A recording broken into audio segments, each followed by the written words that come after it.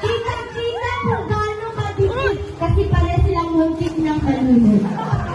Hinihintay sana natin yun. O, di ano yung? Panalo, kaya lang wala.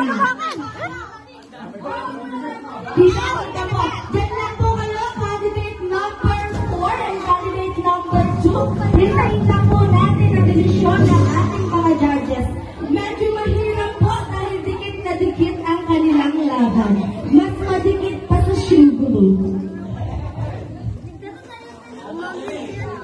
Marunong mo ako dito. At ang uhusay niyo po. Siyempre, ikaw sinagamit. Huli na lang hindi ako judge kasi mahihirapan ako tumingin.